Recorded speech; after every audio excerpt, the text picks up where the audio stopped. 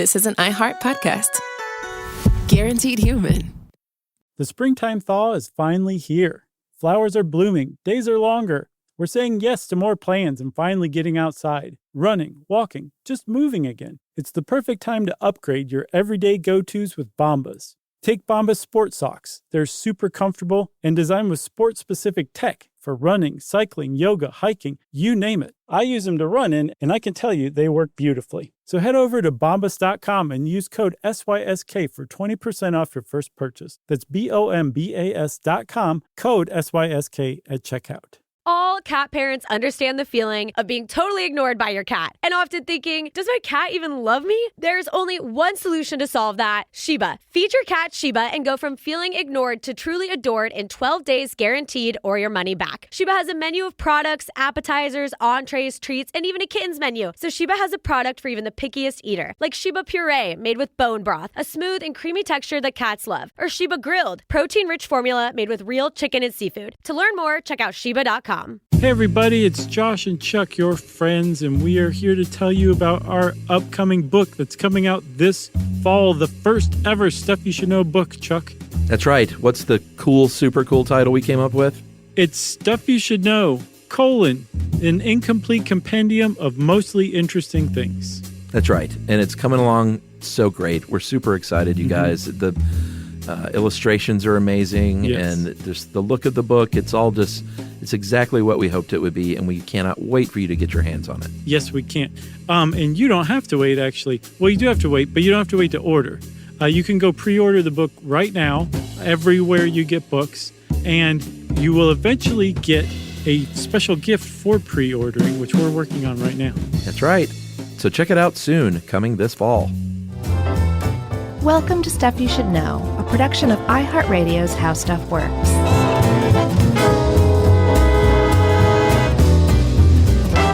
Hey, and welcome to the podcast. I'm Josh Clark, and there's Charles W. Chuck Bryan over there, flying solo, batching it up. It's a stag party up in this piece. Wow. And this is Stuff You Should Know.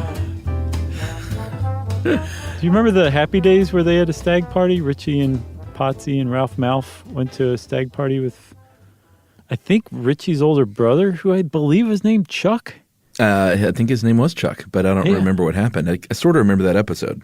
I think they just got a little freaked out, a little titillated, aroused, and then freaked out, I think. It sounds like what would have happened. Did Fonzie fix a jukebox by hitting it with his fist?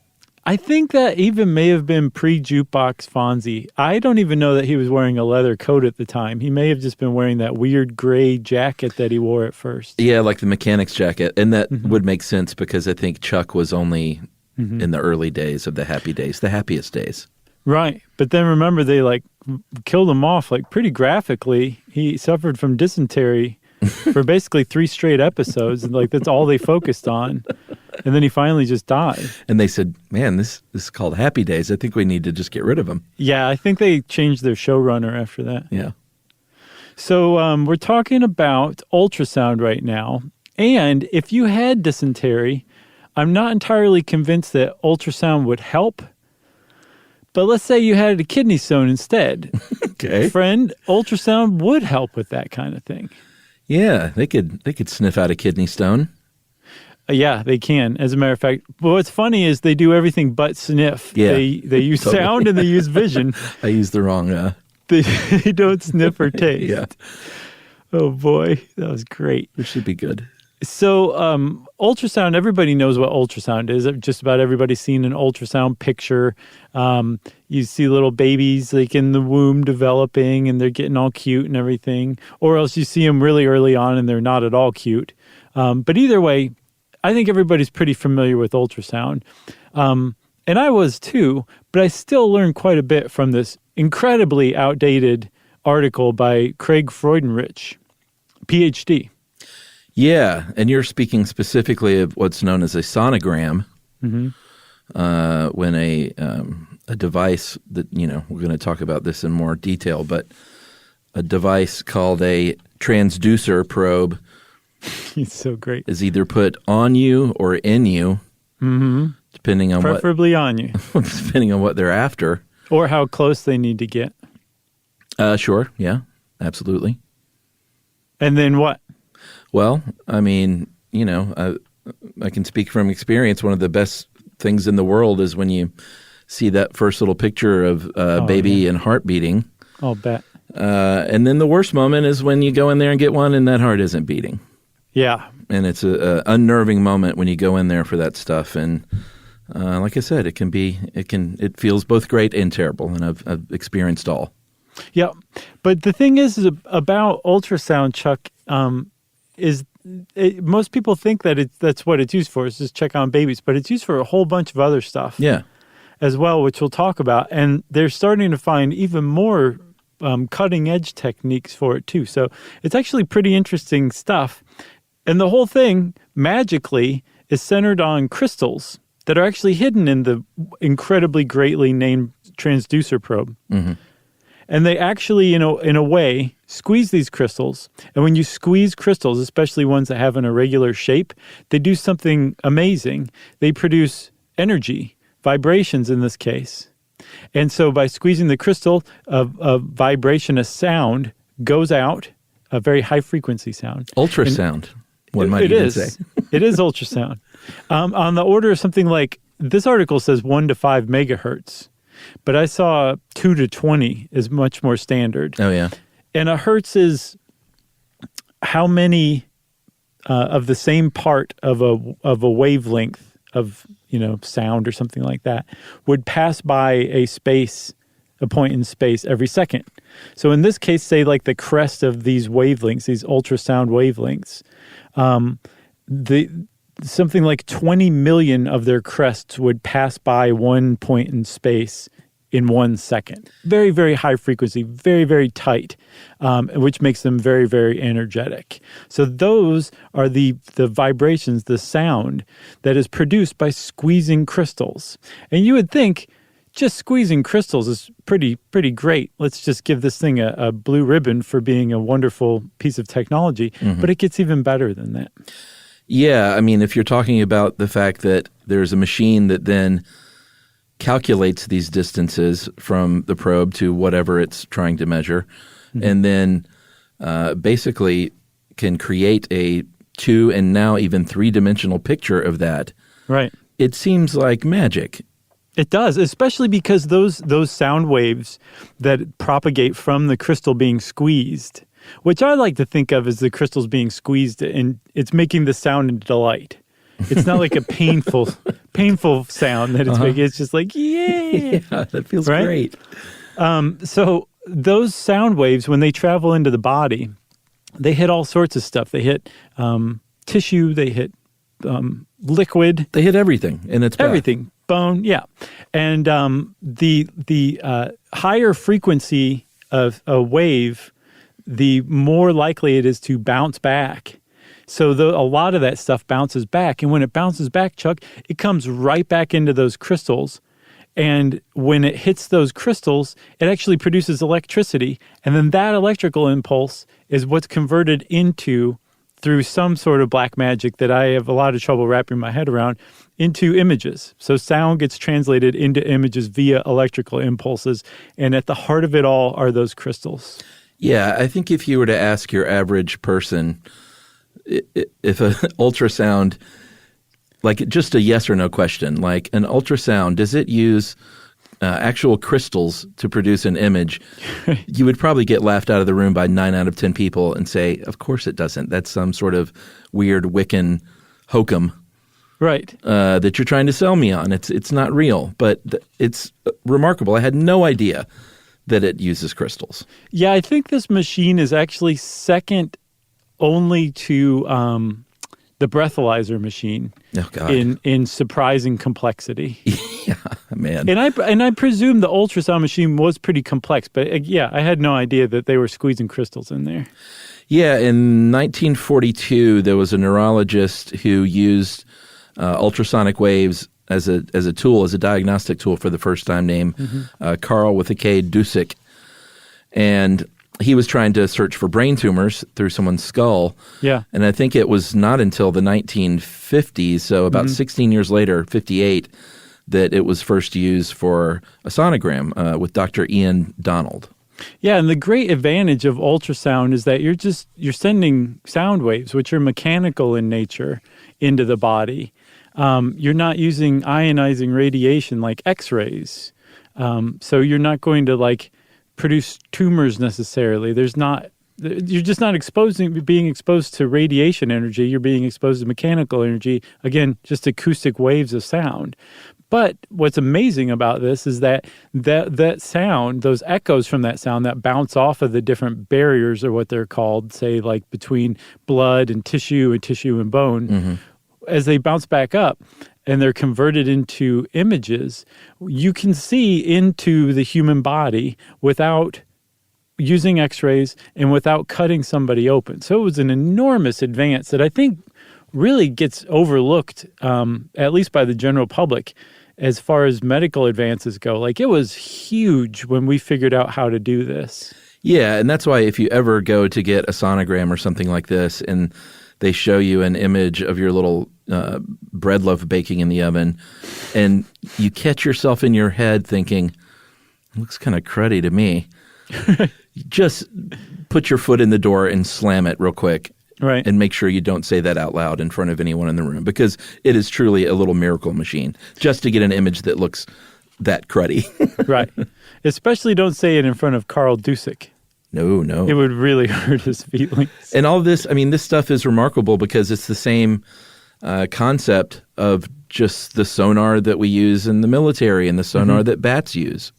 Yeah, and as a matter of fact, like our understanding of echolocation, which is ultimately what it's based on. It's shooting out sound and then listening for the echoes and then taking the information that those echoes bring back to judge things like distance, shape, size, all this stuff. You can get a lot of information from sound if you know how to use echolocation. That's what's happening. We're squeezing crystals to make the sound, and then in turn, after they shout, they turn into ears listening for the echoes that come back. And the echoes that come back ultimately become those white or bright or light areas on a sonogram that form like the shape. Those are the echoes. Yeah, and it's way better. The very first sonograms, they would get boxes of bats. They would open the lid and throw it over the pregnant belly very fast. Right. Let them fly around for a couple of minutes, and then take those bats into another room and give them pads of paper and pencils, and said to draw what you heard. And bats are actually pretty good at drawing. Most of them are. It's surprising. Honestly, it looks about as good as the current sonogram. Yeah. So I guess you're not super impressed by the resolution. It's fine. Like I said, when you realize what's going on, it's truly a miracle. And the 3D ones, I mean, those are kind of creepily accurate. Right, they are. They have a little uncanny valley thing going on. I'm not sure why. Yeah. But they definitely do. But that's a huge advance in ultrasound because, like, originally in ultrasound, especially if you just see the flat one that almost looks like a grainy X-ray or something like that, but you're seeing something like soft tissue. That's another advantage of ultrasound over X-ray. X-ray typically shows much harder stuff, whereas an ultrasound can show you even like blood. Something as non-dense, denseless. Sure. What's the opposite of dense? Viscous, loose, loosey-goosey? Yeah, loosey-goosey. Even as something as anatomically loosey-goosey as blood, the ultrasound can capture that because of the high frequency. And the other great thing about using high frequency is that, or the other reason we use high frequency, is the higher the frequency, the greater the resolution. And it's not a perfect analogy, but it's similar to how if you increase the magnitude of a microscope, you can see smaller and smaller stuff. It's very much similar. The higher the frequency of, say, sound in an ultrasound machine, the more finely detailed, the more resolution you can have. Right. The problem is that those higher energy wavelengths tend to bounce back, tend to reflect very easily. Lower energy travels further and further through the body. So what they figured out is you can combine these, and that's how you ultimately get 3D imaging, which we'll talk a little more about in a minute. You want to take a break? Yeah, let's take a break, and we'll come back and talk about all the parts of this. I was about to call it the Wonder Machine, but we already have one of those. So the Miracle Machine? Miracle Machine's good. All right, right after this.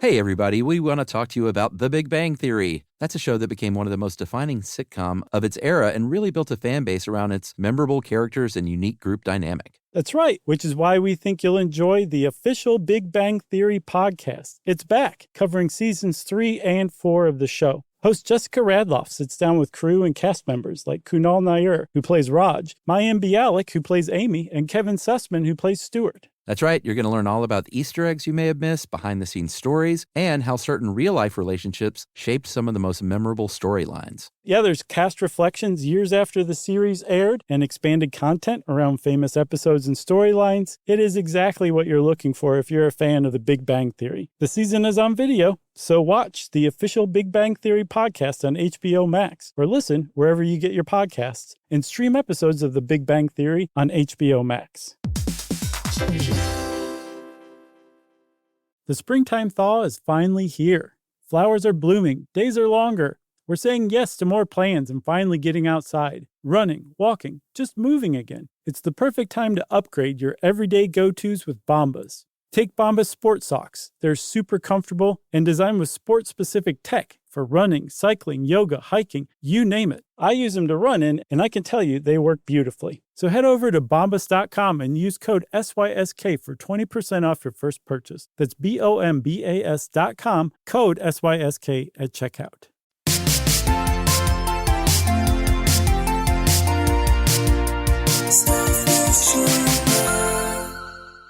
All right. So the Miracle Machine has, and they don't explain any of this stuff. They basically, you go in there and they're just like, hey, this thing works. This is a bit of black magic, and just sit back and open up, and here comes the probe. Yeah, I think we should go over the list that appears in this article that was apparently written by Franz Kafka. Uh-huh. Yeah. All right. We have to. Okay. Agreed? I have a feeling you're talking about the final few things. About what happens during an ultrasound examination? Oh, that part. Yeah, sure. Okay. All right. So you got your transducer probe, which we already talked about a little bit, and that is the thing that the eyes and the ears that sends and receives those waves. And like we said, it can go if you see this in a movie. Mm-hmm. Then you're likely seeing the kind that they put on your belly, right? Because you're far along and they want to see like that little baby and the body parts and everything. That is later on in a pregnancy. At first, they use the one that goes, into the vagina with a condom strapped on the end of it. Not strapped, is that right? But rolled down. Sure. I mean, it makes perfect sense. Does it? Yeah, I mean, you got to put some sort of protective covering over it. Okay. And what better than a condom to fit over something that's sort of shaped like a penis? Gotcha. And then they lube that thing up, and then up it goes. Okay. And then that's how you check on things in the earlier parts of the pregnancy. I would hope that they would have these much smaller. Is it? Well, I mean, they don't use they don't need to use the Magnum or anything. Right. But even still, the condom fits very loosely too, I should point out. Okay. That's what I was after. Yeah. It's I'm looking around the room that you're not even in to try and compare it to something, but what does that mean? Well, I mean, we're working from home. No. You said you were looking around the room. Yeah. To try to compare it to something, but I'm not there. Correct. I'm looking for a like object in the room that you're not even sitting in. Yeah, no, I got what you're saying. I was making a different joke that you're not picking up on. I'm not picking up on it. Let's say it's as big as this highlighter, sort of like a Sharpie magic marker. Okay. Roughly. Yeah. All right. So I think we're together on the size of the transducer probe that's used early on. That's inserted. Man, and they might use that same. They might use that same one. What were you going to say? How did we get through like breastfeeding and female puberty, and this one is the one that's tripping us up so bad? I know. I have no idea. I'm going to get us back on track, though. Watch this. All right. That same wand. Wand. Great word for it. It might be used anally, orally.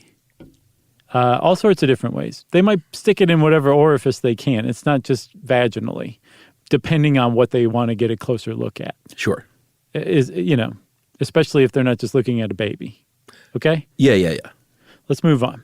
Let's do. All right, up next on the list is the CPU. And that's the little computer that does all that black magic math. Yeah. And it notes here in the article it contains the electrical power supply. I noticed that too. I thought that was really specific. Like if you look at any ultrasound machine, even the most cutting edge ones that they have now look pretty much the same as one you would have seen in like the 70s. Yeah. They're just a little slimmer. They're a little more user friendly. They'll probably have a touch screen. I saw that I think it's the Siemens Sequoia has a gel warmer, which I'm sure is very appreciated by patients. Very nice. But I mean, for the most part, it's just like everything that this article from, I don't know, probably 2008 is describing. Yeah, you've got your transducer pulse controls, and that's where you can change the frequency, the duration of the pulses, the amplitude. Right. We'll explain what that means in a little while. To the tech, they might understand what's going on, but really it's them saying like, get clearer, focus, go deeper, 3D mode, that kind of thing. Yeah. But to the computer, it's like, no, we're messing with the amount of electricity that's coming and going through the crystals.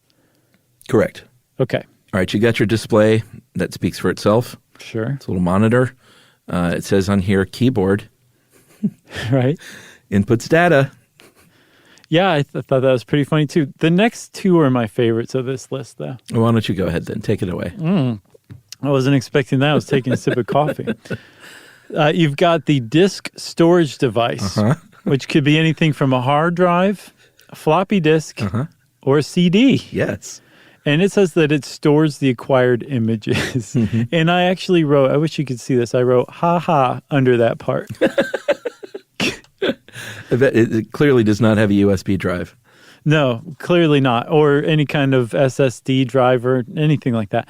But then the last one, Chuck, is the printer, which I'm sure still exists, but I'm just guessing that they were describing a dot matrix printer in this one. No, the printer's there, but it's it's one of those little guys that you just punch the button and it spits out, and then they tear it off. Yes. So, I mean, they can email you a JPEG, I'm sure, but they're also like, here, this goes on your fridge. Here's a butterfly made out of letters. Oh, goodness. Take it home with you. That's right. Okay, so again, that's still basically the components of an ultrasound machine. What I was like, surely, this article is just hopelessly out of date. And it really isn't. It didn't capture, some of the cutting edge stuff that's being used today, but really ultrasound machines haven't changed that much in the last 10, 20, maybe 30 or so years. They've just gotten smaller, more powerful, and as computer technology has improved, so too has whatever computer you're going to find on board an ultrasound machine. But the nuts and bolts of it are still generally the same thing. And the key, though, the thing that's really changed over time and gotten better and more sophisticated and varied is that transducer probe. Yeah, because that's initially, where it's at. Yeah, for sure. If you're going to make any improvements, you want to make it to the transducer probe because it's going to have some pretty big effects. And the keyboard. Maybe so, because you do want to input data. Yes. Easily. But with that transducer probe, initially they had, say, one crystal. And that crystal would shoot basically a static beam that was going out into your body, and it would basically just take a snapshot of whatever it came in contact with. There might not have been much adjustment to resolution, to depth, to focus, anything like that. It was just here, what do you expect? It's the 1950s. Give me a break. You're looking into a human body using sound waves. Just be impressed with that.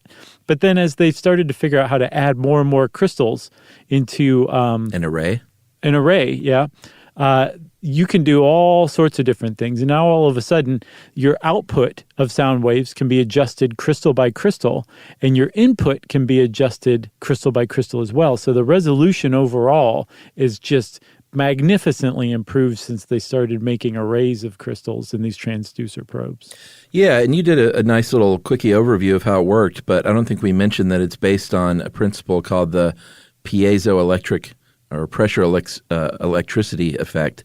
Yeah, we didn't. And that's discovered by a couple of dudes in the 1880s, Pierre and Jacques Curie. Any relation? I meant to look that up. Yeah, I think Pierre is Marie Curie's husband. Okay. One of the two are. I'm pretty sure it was Pierre. Yeah, and one of the few times the wife has overshadowed the husband's accomplishments. Yes, but all three of them were extremely accomplished. Oh, sure. Yeah. I don't want to knock the Curies. No. They were it's great. kind of tough, too. They actually contributed quite a bit. I mean, how much do you want to go over this again? How much more detail do we want to throw on people? I mean, I think we basically already explained it. We just left out that it's called the piezoelectric effect, which the Curies discovered. I mean, yeah. But again, ultimately, you squeeze a crystal and then it makes a yelp and then it listens out and whatever bounces back gets converted into electricity. It's a inherent property of irregularly shaped crystals that is just astounding that actually happens. And maybe even more astounding that humans figured out how to harness it to look inside the body.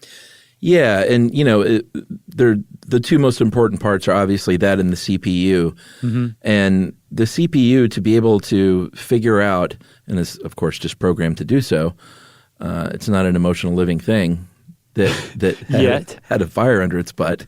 Right. But the way that it figures out how to basically plot these it's kind of plotting densities is what it's doing at the end of the day, don't you think? Yeah, for sure. Based on the echoes that come back and the distance of them and how energetic the echo is. Because, when a frequency of sound or a wavelength hits something and it's bounced back, it transfers some of its energy. I don't want to say this because we're going to get an email from physics people, so let me just caveat it with that. Physics people. But I would be very surprised if there's any situation or many situations, especially when you're talking about something as kludgy as the human body, where you're going to get 100% reflection back.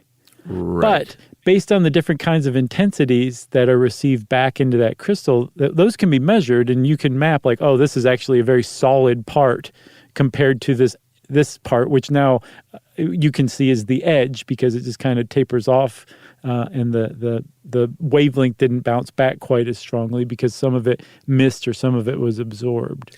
Yeah, and the cool thing about all of this is it's done in real time. It's not like they're doing this and then a couple of days later you get your photo. I mean, it's all right there. Right. In the case of a sonogram, and I guess every use of it, but that's the only one I've experienced personally. Yeah. It's right there on the monitor, and you hear the little heart beating too, so it actually records sound as well. That's neat, and this article didn't really touch on that. It didn't. But I that's just astounding to me. It's like that's the most like sonar, I think, is that that's where it's the same echolocation as all the basis of this, right? Yeah. Where you're making a sound and then listening back for an echo. But in this case, we've figured out how to transfer those sounds or what comes back into images. But it would make sense that you could also just maintain it as a sound too, right? Yeah, I mean, I would think so. I mean, that's what a hydrophone is. That those underwater mics that also just listen to sound. I'm a little stumped on that one, I have to admit. Or maybe there's a tiny microphone attached. Maybe so. Shh, be quiet. The microphone's listening. No, I think that's probably just a part of the programming, and maybe perhaps that is the easiest part. Perhaps so. But I really feel like we should just come totally clean and say that. Totally guessing. That was all educated guess. Yes. Which you can say is also just making up stuff on the spot. Yeah. Someone can correct us and we'll read it out loud. Yeah, we'll read it out loud. We do that kind of thing. So like we said, we've been talking about the 2D variety. They I guess this was around the mid to early 2000s because they talk about sort of the new 3D imaging. Mm-hmm. And it's been around for a while now. Right. It's basically the standard. It's 3D, although I think 2D is still, very much in use. You think 2D is the standard? I think so. Okay. Or maybe it has to do with how far along as far as sonograms go. Right, or really what they need to do, but what they need to see. I think it probably also depends on that as well. So 2D is that standard, the one that almost looks like an X-ray. It's basically a snapshot. It's kind of grainy, but that's what people think of as a standard 2D sonogram or ultrasound picture. Yes. Then you've got 3D, that comes out as a result of the crystal arrays, right? So you can change the frequency of the pulses that are going out, so you can sense things further away with the slightly lower frequency ones, and sense things closer with the higher frequency ones, and the whole thing puts these images together to create a 3D picture.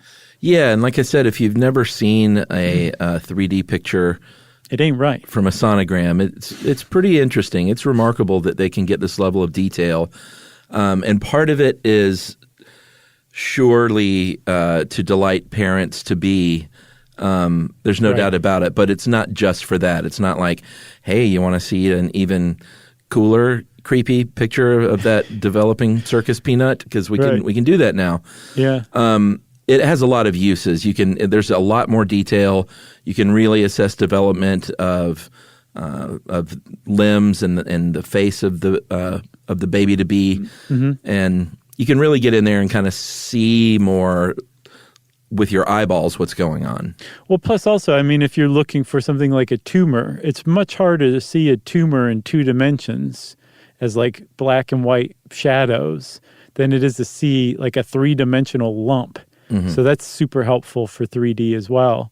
And then there's another mode called M mode or motion mode, which I believe is basically a bunch of 2D images that are just taken in such rapid succession that they are basically act like a flip book or a video. Right. So you can see this in basically real time or just slightly delayed real time. Because I know you kind of referenced that this is all happening like immediately, but like the pulses that are being sent out and then returning are happening on the order of like millionths of a second. Yeah.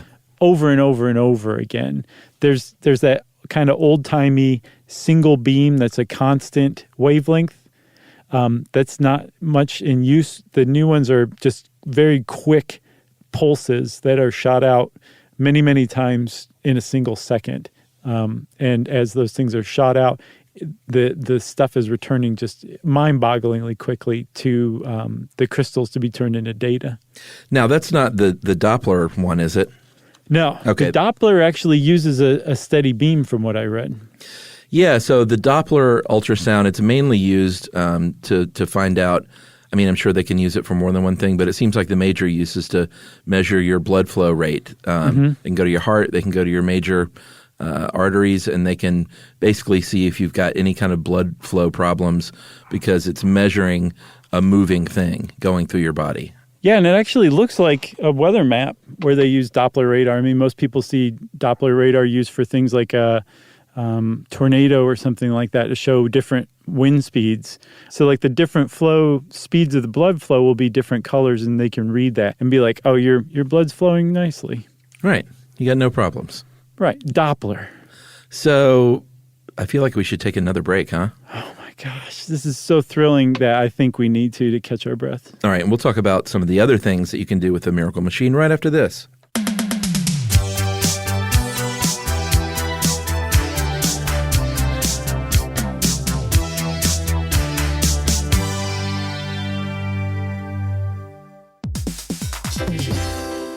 Hey, everybody, we want to talk to you about The Big Bang Theory. That's a show that became one of the most defining sitcom of its era and really built a fan base around its memorable characters and unique group dynamic. That's right, which is why we think you'll enjoy the official Big Bang Theory podcast. It's back, covering seasons 3 and 4 of the show. Host Jessica Radloff sits down with crew and cast members like Kunal Nair, who plays Raj, Mayim Bialik, who plays Amy, and Kevin Sussman, who plays Stuart. That's right. You're going to learn all about the Easter eggs you may have missed, behind-the-scenes stories, and how certain real-life relationships shaped some of the most memorable storylines. Yeah, there's cast reflections years after the series aired and expanded content around famous episodes and storylines. It is exactly what you're looking for if you're a fan of The Big Bang Theory. The season is on video, so watch the official Big Bang Theory podcast on HBO Max, or listen wherever you get your podcasts, and stream episodes of The Big Bang Theory on HBO Max.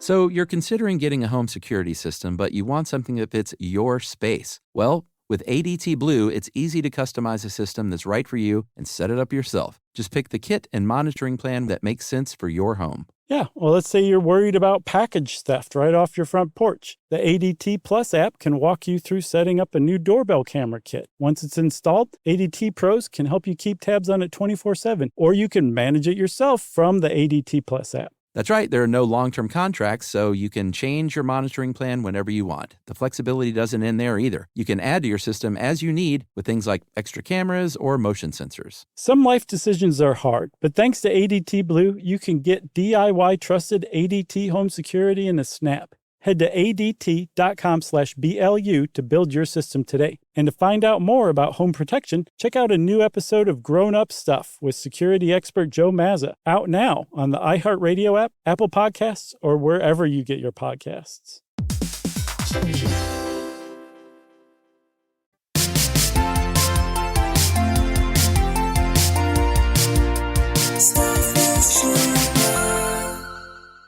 You know, Chuck, it really gives me a tremendous amount of comfort, hope,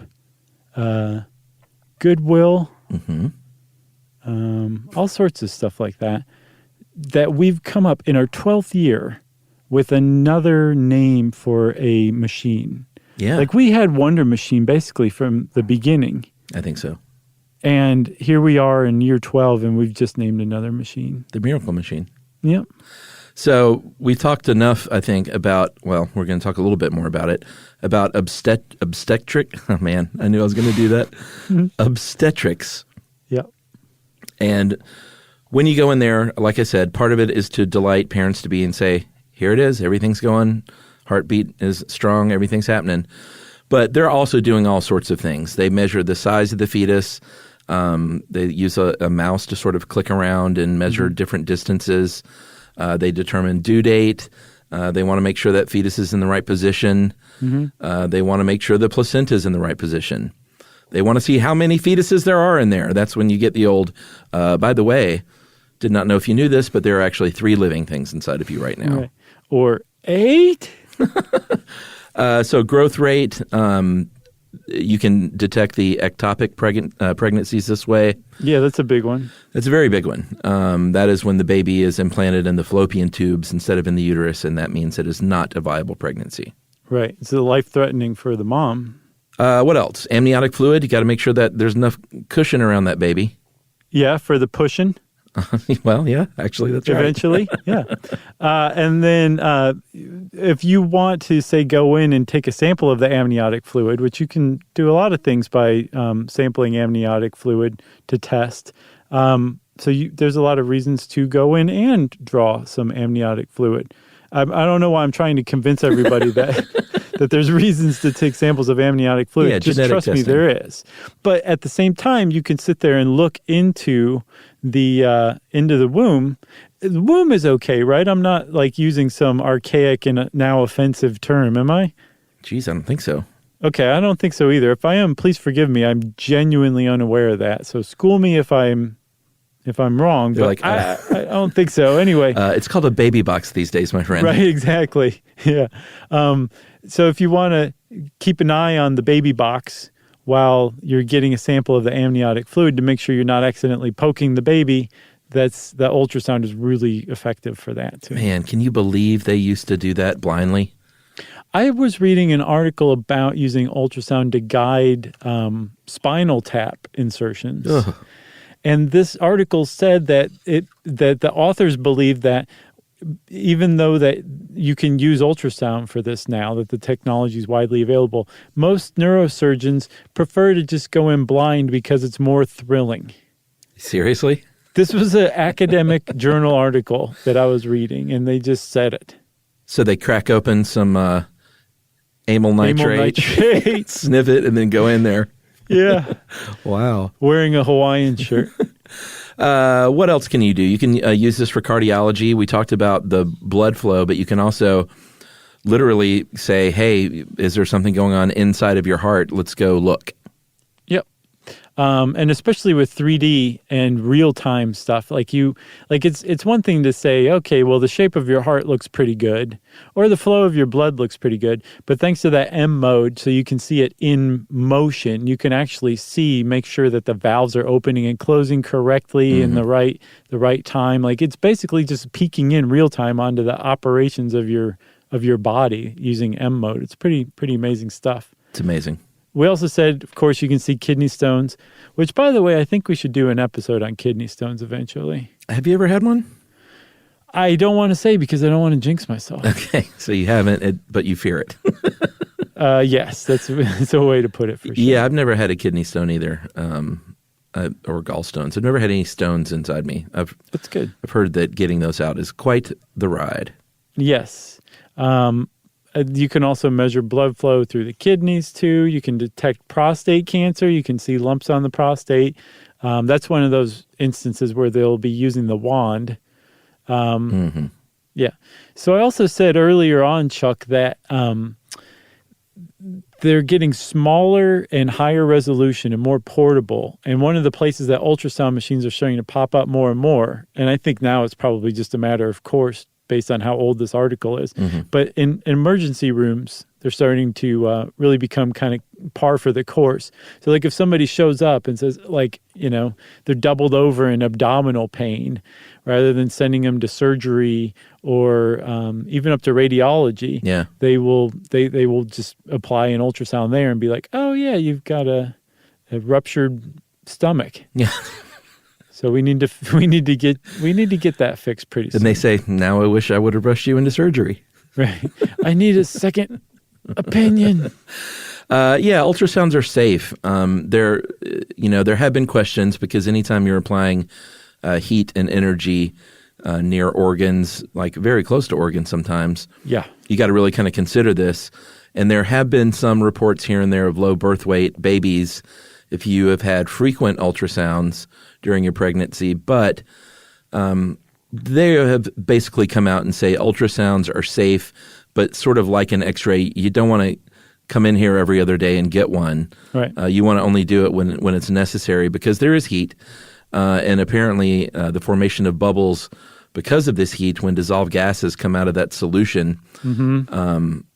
That's a thing, but they are safe.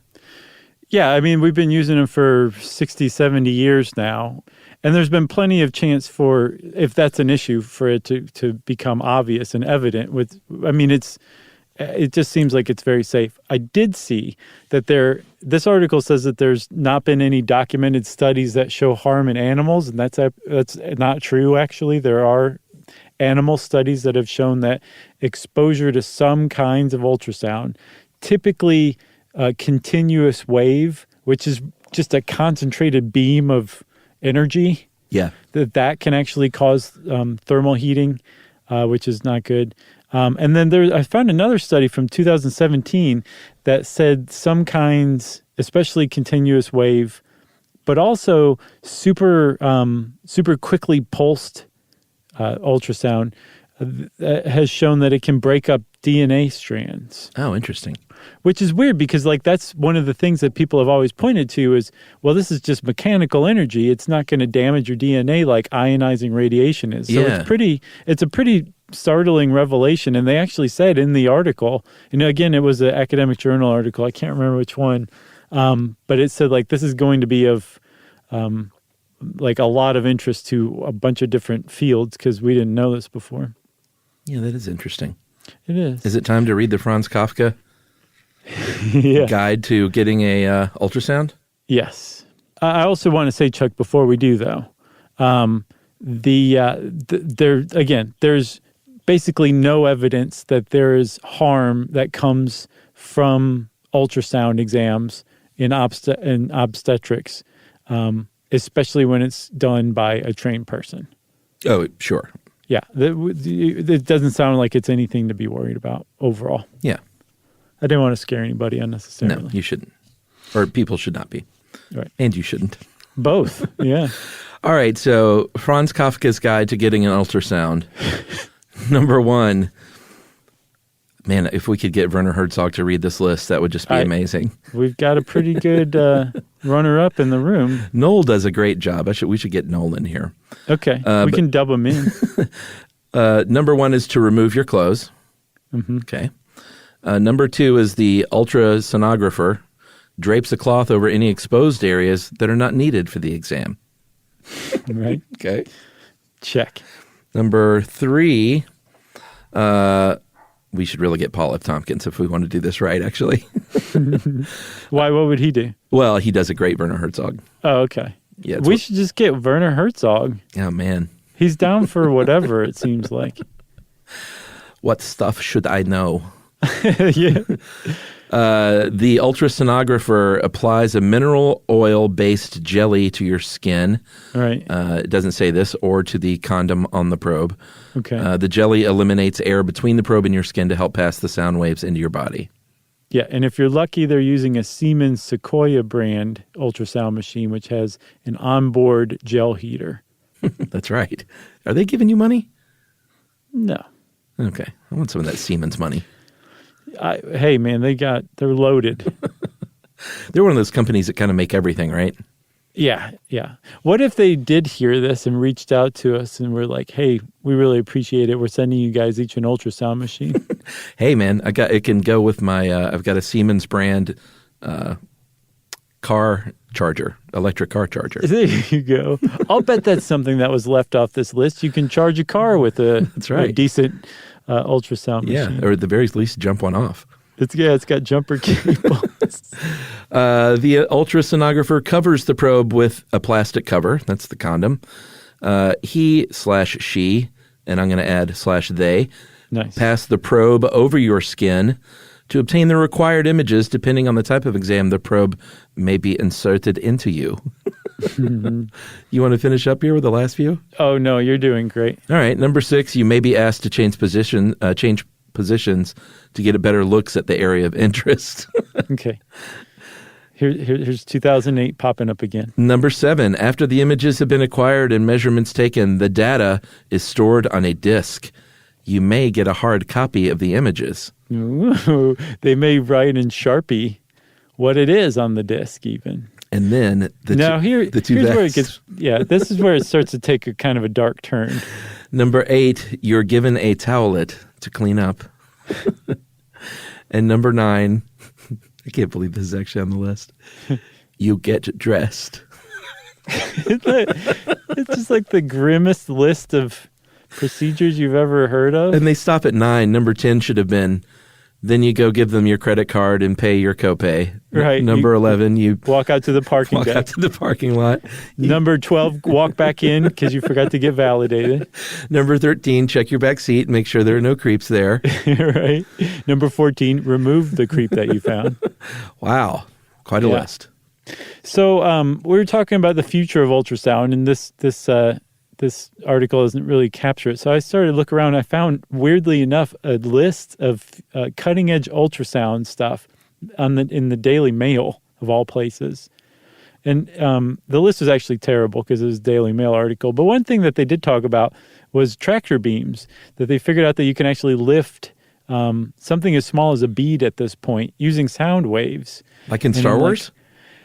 You would think kind of like Star Wars, but no, not at all. It's actually levitating more than a tractor beam. Tractor beam makes it sound like you're pulling something upward toward you. This is actually raising it up away from you. But there are all sorts of applications for this, especially in water, because you can use these sounds in the different arrays and the different configurations of arrays to move something left or right.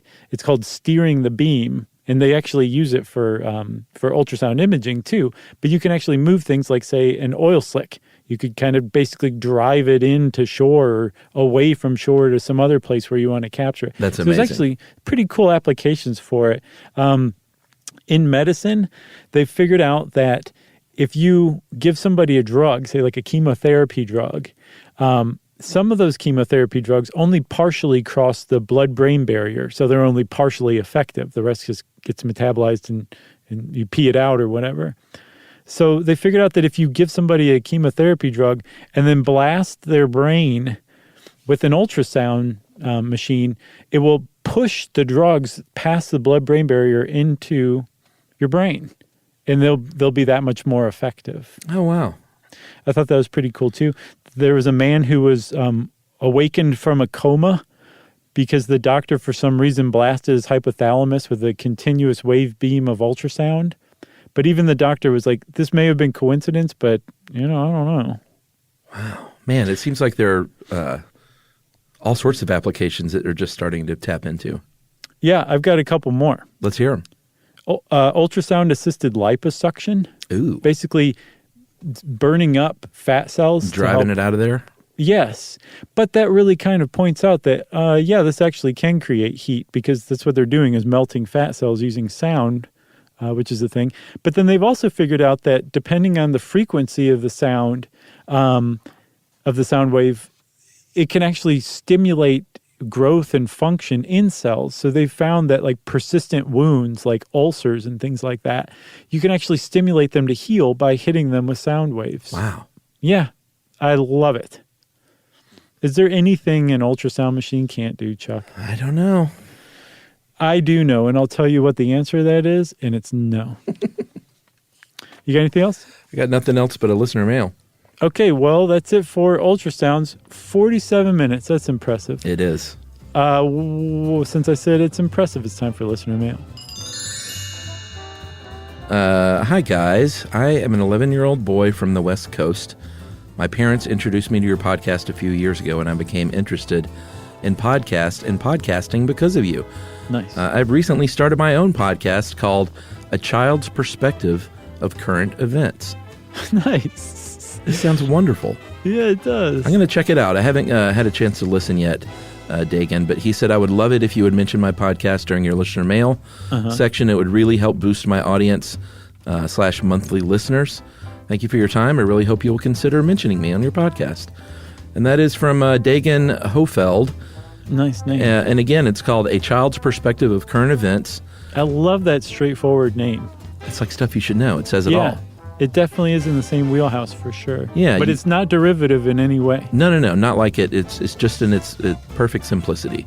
Yep. I love it. And I'm going to give that a listen this afternoon, Dagan, and see how you're doing. And if you need any other advice, just let us know. But so far, you've done the smartest thing, which was to get someone on a super popular podcast to talk about your podcast. Right, exactly. That's step one. It helps. Hopefully you'll get a SYSK bump out of this, and I'm going to go listen too, Dagan. So thanks for letting us know. Right? Yeah. Right. If you want to go check out Dagan's podcast, go do that. It's called A Child's Perspective on Current Events. It's so great. And in the meantime, if you want to get in touch with us, you can send us an email like Dagan did. Wrap it up, spank it on the bottom, and send it off to stuffpodcast@iheartradio.com. Stuff You Should Know is a production of iHeartRadio's How Stuff Works. For more podcasts from iHeartRadio, visit the iHeartRadio app, Apple Podcasts, or wherever you listen to your favorite shows.